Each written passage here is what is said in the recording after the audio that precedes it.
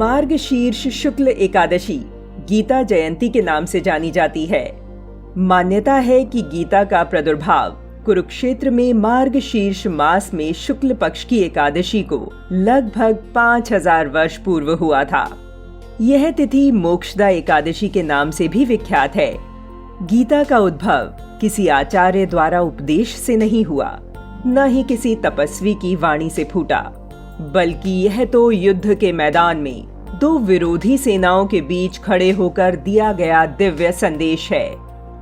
गीता अनुपम ग्रंथ है, जिसका एक श्लोक क्या एक एक शब्द सदुपदेश से भरा है। गीता कर्तव्य बोधक है।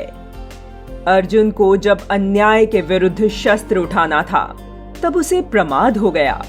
अपने विपक्ष में खड़े गुरु द्रोणाचार्य, पितामह भीष्म और अन्य संबंधियों को देख वह कर्तव्य विहीन हो गया और कहने लगा, देवकी नंदन, मैं युद्ध नहीं करूंगा। तब भगवान श्री कृष्ण ने कर्तव्य बोध कराने के लिए गीता सुनाई। युद्ध का गीत ही गीता बना और कर्म पर ही बल दिया। कर्म योग की शिक्षा दी। श्रीमद् भागवत की प्रवृत्ति लोक मंगल और लोक कल्याण के लिए हुई है।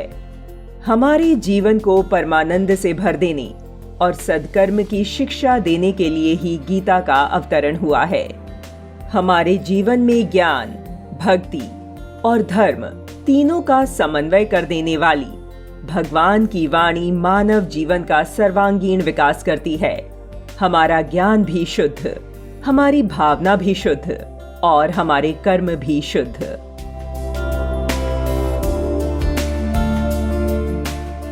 इसके प्रत्येक श्लोक में ज्ञान रूपी प्रकाश है, जिसके प्रस्फुटित होते ही अज्ञान का अंधकार नष्ट हो जाता है।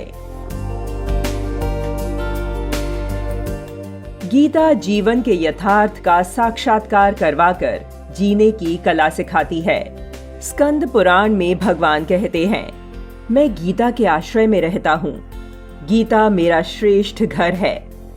वराह पुराण भी गीता के बारे में कहता है, गीता शास्त्र ज्ञान का खजाना है। व्यास जी का मानना है, गीता ज्ञान का वह समुद्र है जिसमें जितने भी गोते मारो उसकी थाह नहीं मिलती। श्री अरविंद का कहना था कि गीता के अध्ययन से मनुष्य अपनी पूर्णता तथा सर्वोत्कृष्ट आध्यात्मिक उन्नति को प्राप्त कर सकता है। आचार्य श्री देव ने भागवत को वेदों का पका हुआ फल बताया, जो अशांत मानव को तृप्त करता है, बीमार मन के लिए औषधि है। महात्मा गांधी ने कहा था, गीता मेरे लिए माता है। जब कभी थका हारा निराश मन को लेकर गीता की शरण में पहुंचता हूं, उसने मुझे नई दिशा संजीवनी दी है। लोकमान्य तिलक को कर्म के नए सिद्धांत और जीवन संघर्ष में सफल होने का संदेश गीता से ही मिला था। विनोबा भावे जी का मानना था कि जितना गऊ के दूध से मेरे शरीर की पुष्टि हुई है, इससे कहीं अधिक मेरे व्यक्तित्व का निर्माण हुआ है। माँ की लोरी की भांति गीता ने मुझे सदैव शांति दी। भारत ही नहीं, विदेशी भी गीता की लोक मंगल भावना से अछूते नहीं रहे। महात्मा थारू ने कहा था कि गीता के साथ तुलना करने पर जगत के समस्त आधुनिक ज्ञान मुझे तुच्छ लगते हैं। मैं नित्य प्रातः काल अपने हृदय और बुद्धि को गीता रूपी पवित्र जल में अवगाहन करता हूँ।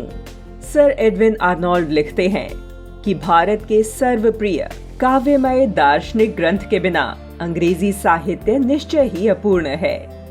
F.T. ब्रुक्स का मानना था कि भारतवर्ष का राष्ट्रीय धर्म ग्रंथ बनने के लिए जिन जिन तत्वों की आवश्यकता है, वे सब गीता में मिलते हैं। ब्रिटेन के धर्म प्रचारक हॉल्डन कहते थे, गीता निरंतर निष्काम कर्म करते रहने की प्रेरणा देकर आलसी लोगों को भी कर्म से जोड़ती है। वॉरेन हेस्टिंग्स का मानना था कि गीता अपनी किस्म की महान कलाकृति है। इसके आदर्श महान हैं। आज पूरा विश्व कुरुक्षेत्र बन गया है। विषम परिस्थितियों में युवकों के हाथों से धनुष छूट रहा है। प्रत्येक मनुष्य को धनुर्धारी अर्जुन होना होगा। गंगा ने जहां पवित्रता के लिए प्रसिद्धि प्राप्त की, वहां गीता ने संसार को ज्ञान दिया। यह हमारे लिए गौरव की बात है कि भारत सदियों से विश्व को प्रेरणा देता रहा है। यही कारण है कि आज भारत में ही नहीं, विदेशों में भी कई नेता गीता पर शपथ लेते हैं। ब्रिटेन के वर्तमान प्रधानमंत्री ऋषि सुनाक वर्ष 2017 में जब दूसरी बार सांसद बने तो उन्होंने भागवत गीता पर हाथ रखकर शपथ ली थी। इस साल जब वो चुनाव जीते तो भी ये सिलसिला जारी रहा। जब ब्रिटेन मीडिया ने इसको लेकर ऋषि सुनाक से सवाल किया तो उनका जवाब था, मैं पूर्ण रूप से ब्रिटिश हूं और ये मेरा देश है, लेकिन मेरी धार्मिक और सांस्कृतिक विरासत भारतीय है। मेरी पत्नी भी वही है। मैं खुले रूप में कहता हूं कि मैं एक हिंदू हूं। ये मेरी पहचान है।